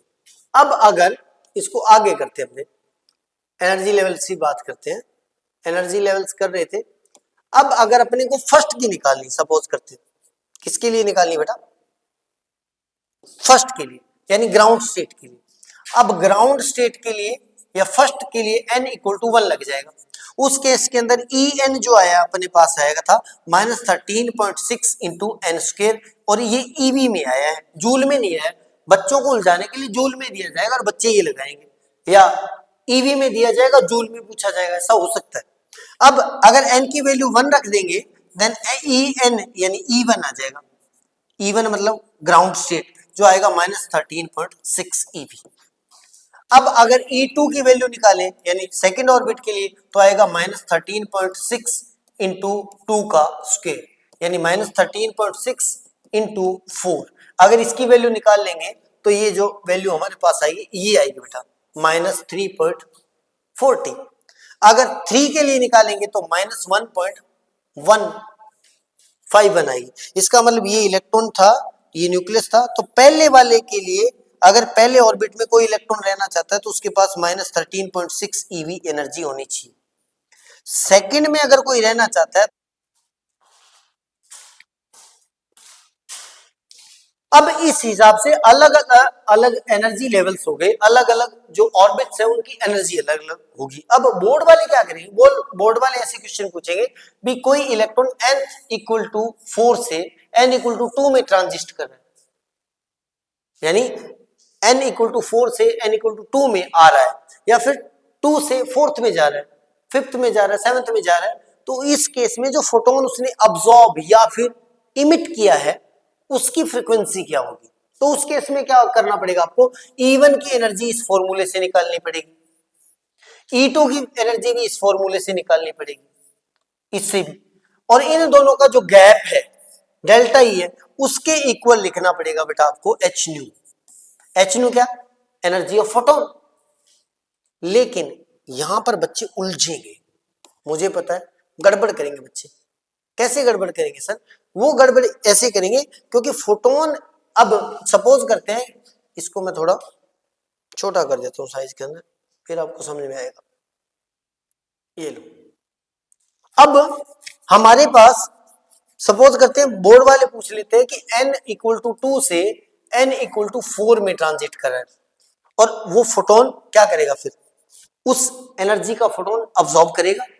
उस फोटोन की एनर्जी मुझे नहीं पता, मुझे पता है सिर्फ h न्यू हो सकती है, और वो किसके इक्वल होगी बेटा, वो इन दोनों के एनर्जी लेवल के गैप के इक्वल होगी, यानी डेल्टा ई के इक्वल। अब इसके लिए मुझे डेल्टा ई चाहिए, डेल्टा ई के लिए मुझे E2 निकालना पड़ेगा, यानी सेकंड ऑर्बिट की एनर्जी, E4 निकालना पड़ेगा, इन दोनों का डिफरेंस निकालना पड़ेगा।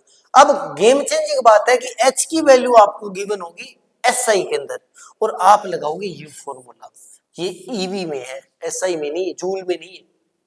तो आपको अगर इस केस के अंदर फ्रीक्वेंसी फाइंड करनी है तो आपको ये लगानी पड़ेगी वैल्यू बेटा, -2.18 इंटू 10⁻18 अपॉन n स्क्वायर। इनसे जो एनर्जी गैप आएगा उसके इक्वल h न्यू रखना, वहां से h डिवाइड में आएगा तो उसकी फ्रीक्वेंसी आ जाएगी, और जिसकी फ्रीक्वेंसी आ जाएगी उसकी वेवलेंथ भी आ सकती है, उसके लिए टाइम पीरियड भी आ सकता है, सब मतलब फाइंड कर सकते हैं। तो ये था हमारे पास एनर्जी लेवल्स। उम्मीद करता हूं समझ में आ गया, कोई दिक्कत वाली बात नहीं। ये सर एनर्जी लेवल्स होगी, तो n इक्वल टू 2 के लिए होगी, 3 के लिए होगी, इनफाइनाइट ब्ला ब्ला ब्ला अलग अलग। अब इनफाइनाइट हो जाए सपोज करते तो -13.6 इंटू डिवाइड बाई इनफाइनाइट, उस केस के अंदर 0 जाएगी, यानी इनफाइनाइट पर अगर कोई ग्राउंड कोई इलेक्ट्रॉन है किसी भी एटम के ऑर्बिट में तो उसकी एनर्जी 0 होगी। क्लियर। इसके बाद में चलते हैं, ये हमारे पास हो गया, आगे चलते हैं बेटा। अब यहां पे नोट करने वाली बात, as n increase the energy required to remove the electron decrease and the energy level get closer together. जैसे जैसे n इंक्रीज होता जाएगा वैसे वैसे electron required to remove electron, यानी इलेक्ट्रॉन को बाहर निकालने के लिए एनर्जी क्या होती जाएगी, डिक्रीज, क्योंकि ग्राउंड स्टेट से निकालने के लिए -13.6 चाहिए, सेकंड स्टेट जो सेकंड ऑर्बिट है उससे निकालने के लिए -3 पॉइंट कुछ चाहिए, और उसके बाद में थर्ड से निकालने के लिए -1 पॉइंट कुछ चाहिए। तो जैसे जैसे n इंक्रीज होता जाएगा वैसे वैसे इलेक्ट्रॉन को रिमूव करने के लिए एनर्जी जो है वो डिक्रीज होती जाएगी। Clear? It means energy level जो है वो क्लोजर होते जाएंगे, शुरुआत में गैप ज्यादा है, फिर एनर्जी लेवल्स क्लोजर हो जाते हैं। जैसे मान लो माइनस का 1 पॉइंट है, उसके बाद में माइनस का 0.5 समथिंग, तो वो क्लोजर होते जाएंगे। बिटवीन एनर्जी गैप या energy difference between two levels वो डिक्रीज होता जाएगा। The energy level diagram state level by principal quantization number n equal to infinity पर अगर हो जाए तो एनर्जी क्या हो जाएगी, जीरो हो जाएगी। ठीक है, यानी छोटी सी बात है सर, समझ में आ गया।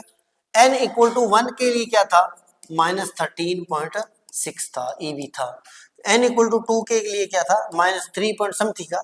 n इक्वल टू 3 के लिए -1 पॉइंट समथिंग था। जैसे जैसे n इंक्रीज होता जाएगा वैसे वैसे इन दोनों के बीच में गैप घटता जाएगा, यानी एनर्जी लेवल्स के बीच में गैप डिक्रीज होता जाएगा।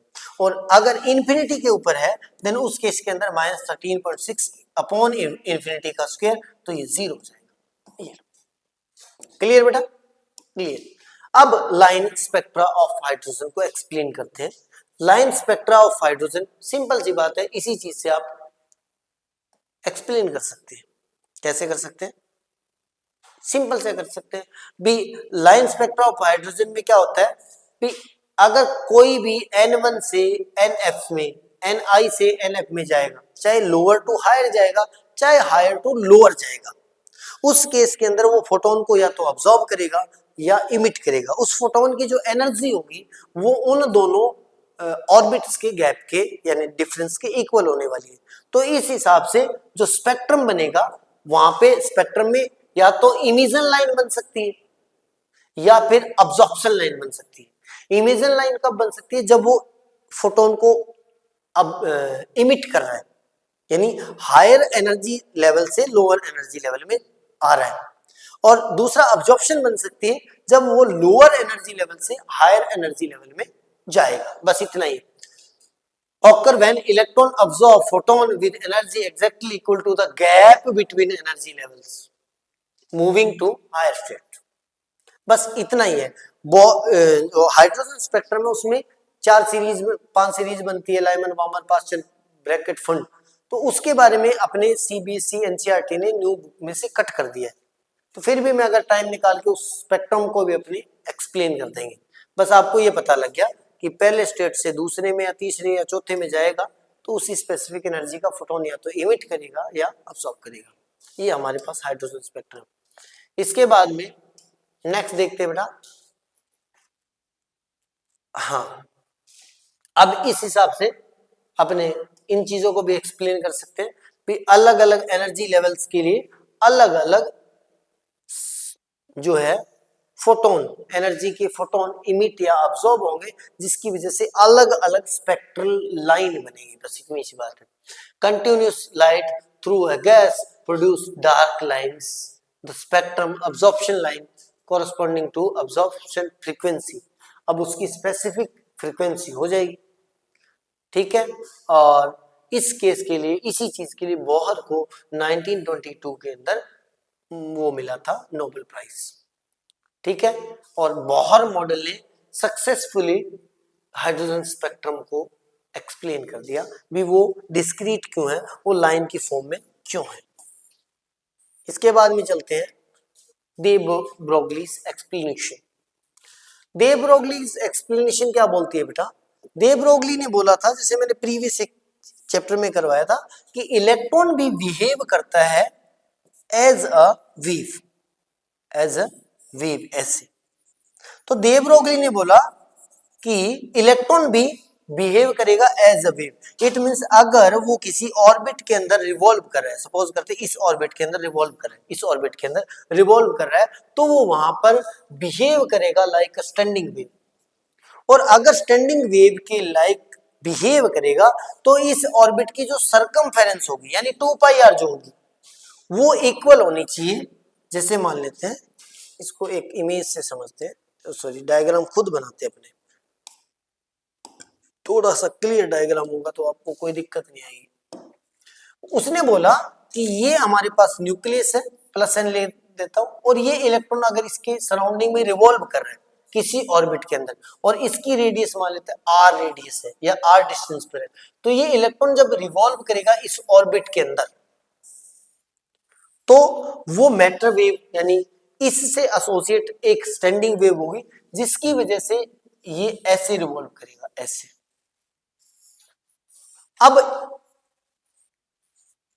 इस ऑर्बिट की जो सरकमफेरेंस होगी वो अपने पास हो जाएगी 2πr, और उसने बोला कि जो 2πr की वैल्यू है, अब यहां से लेकर यहां तक ये क्या बन गया, वन साइकिल का लैम्डा होता है, वेवलेंथ होता है, यानी वो जो इलेक्ट्रॉन से एसोसिएटेड वेव है, मैटर वेव है, उसकी वेवलेंथ एन लैम्डा है। तो अगर ये इसको रिवॉल्व कर रहा है तो ऑलवेज ये जो सरकमफेरेंस होगी 2πr वो इक्वल होगी बेटा एन लैम्डा की, जहां पर एन इंटीजर है। अगर n की वैल्यू 1 पुट कर दे तो 2πr फर्स्ट के लिए क्या आ जाएगा, लैम्डा इक्वल टू लैम्डा आ जाएगा। 2 पुट करें तो 2πr इक्वल टू क्या आ जाएगा बेटा, 2 लैम्डा आ जाएगा। इट मींस वो इस चीज को फॉलो करेगा।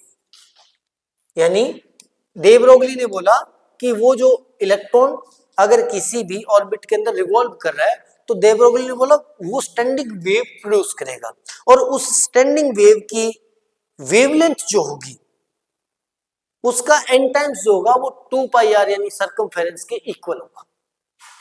तो उसने बताया, ठीक है। द बोर सेकंड पोस्टुलेट है electron angular momentum is quantized.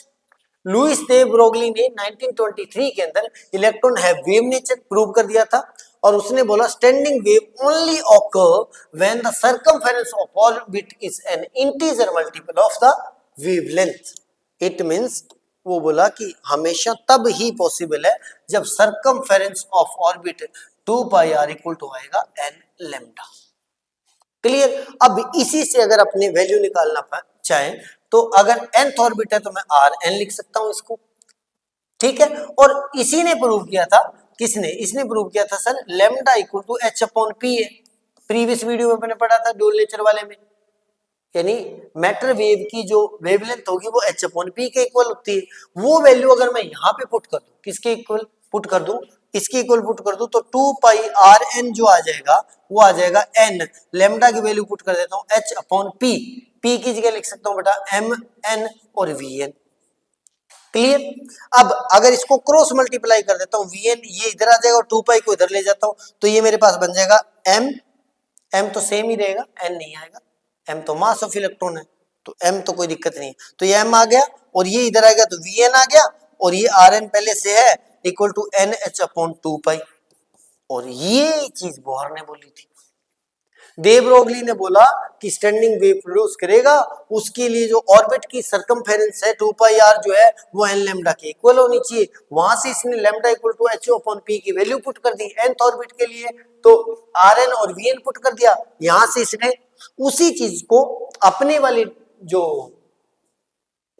Discovery है उससे उसने इस चीज को प्रूव कर दिया, और यही चीज बोहर ने बोली थी। इट मींस दे ब्रोगली ने क्या किया, बोहर के सेकंड पोस्टुलेट को क्या कर दिया बेटा, एक्सप्लेन कर दिया by the duality, by the wave nature of matter से। क्लियर। ये लीजिए सर, ये हमारे पास सेकंड हो गया। इसके बाद में देखते हैं लिमिटेशंस ऑफ बोहर मॉडल, और ये आपका लास्ट टॉपिक है लिमिटेड। अब बोहर ने क्या कर दिया, बोहर ने एक तो जो रदरफोर्ड मॉडल की कमी थी, एक तो एटम की स्टेबिलिटी, दूसरा हाइड्रोजन स्पेक्ट्रम को एक्सप्लेन नहीं कर पाया था रदरफोर्ड मॉडल, दोनों को ही सॉल्व कर दिया। दोनों को सॉल्व करने के बाद में इसका मतलब ये तो नहीं है भी बोहर ने जो मॉडल दिया वो 100% वैलिड था, नहीं, उसने रदरफोर्ड की जो कमियां थी उनको इंप्रूव कर दिया, क्योंकि बोहर जो था वो रदरफोर्ड का स्टूडेंट ही था, नील्स बोहर, तो उसने उसको तो क्या कर दिया, दूर कर दिया, लेकिन फिर भी बोहर मॉडल भी इतना ज्यादा एडवांस नहीं था कि हर एटम को एक्सप्लेन कर पाए। तो कुछ कमियां रही थी, उनमें से पहला है एप्लीकेबिलिटी। इसमें क्या है कि ये only and only single electron वाले सिस्टम जैसे हाइड्रोजन या He+, हीलियम प्लस, हाइड्रोजन या सिंगल लिथियम +2 इन पर ही वर्क करता था। डबल इलेक्ट्रॉन वाले को ये एक्सप्लेन नहीं कर पाया, सिंगल इलेक्ट्रॉन वाले एटम्स को ही एक्सप्लेन कर पाया था। Fail for multi electron atom जैसे due to electron electron interaction, क्योंकि सिंगल इलेक्ट्रॉन के लिए तो कोई प्रॉब्लम नहीं थी, जब उसमें 2 या 3 इलेक्ट्रॉन्स होते तो उनके बीच में भी आपस में इंटरेक्शन होती है, इलेक्ट्रॉन इलेक्ट्रॉन भी आपस में इंटरेक्ट करते हैं, तो जिसकी वजह से ये फेल हो गया। उसके बाद में रिलेटिव इंटेंसिटी, अब बोहर मॉडल ने प्रेडिक्ट किया था कि frequency correctly but can not explain by some spectral line are stronger and weaker. अब जो स्पेक्ट्रल लाइन बनी थी उनमें से भी इंटेंसिटी किसी की हाई थी किसी की लो थी, हाइड्रोजन स्पेक्ट्रम की स्पेक्ट्रल लाइन किसी की इंटेंसिटी हाई थी किसी की लो थी, उसको भी ये एक्सप्लेन नहीं कर पाया था बोहर। उसके बाद में नेक्स्ट जो है Bohr classical planet like model जो है insufficient for complex atom, complex atom के लिए ये सफिशिएंट नहीं था। और इसके अलावा भी दो चीजें और थी, जीमन इफेक्ट और स्टार्क इफेक्ट, इसको भी एक्सप्लेन नहीं कर पाया था। क्या होता है जब हाइड्रोजन स्पेक्ट्रम के को अपने क्या करते हैं मैग्नेटिक फील्ड या फिर इलेक्ट्रिक फील्ड पे अप्लाई करते हैं, तो अगर मैग्नेटिक फील्ड अप्लाई करते हैं तो वो स्पेक्ट्रल लाइन जो है वो स्प्लिट हो जाती है मल्टीपल लाइंस में, इसको जीमन इफेक्ट बोलते हैं। इसको भी बोहर एक्सप्लेन नहीं कर पाया था। और उन्हीं स्पेक्ट्रल लाइन को अगर उसी एटम को अगर अपने क्या करते हैं इलेक्ट्रिक फील्ड में रखते हैं तो वो जो स्पेक्ट्रल लाइन है वो फिर स्प्लिटिंग हो जाती है, यानी स्पेक्ट्रल लाइन पर मैग्नेटिक फील्ड और इलेक्ट्रिक फील्ड का इफेक्ट पड़ता है। दोनों ही केस के अंदर वो जो एक स्पेक्ट्रल लाइन है वो मल्टीपल लाइंस में स्प्लिट हो जाती है, इसी स्प्लिटिंग को बोलते हैं मैग्नेटिक फील्ड के कोरस्पॉन्डिंग तो इसको बोलते हैं जीमन इफेक्ट, और इलेक्ट्रिक फील्ड के कोरस्पॉन्डिंग इसको बोलते हैं स्टार्क इफेक्ट। इन दोनों को भी बोहर एक्सप्लेन नहीं कर पाया था।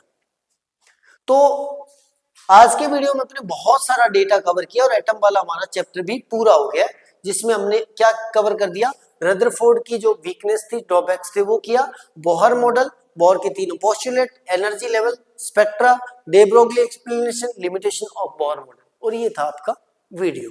और इसके साथ ही आपका ये चैप्टर कंप्लीट हो गया। कहां से कैसे न्यूमेरिकल बन सकते वो भी मैंने करवा दिया आपको। तो मिलते हैं नए वीडियो में, तब तक के लिए goodbye, take care, keep studying.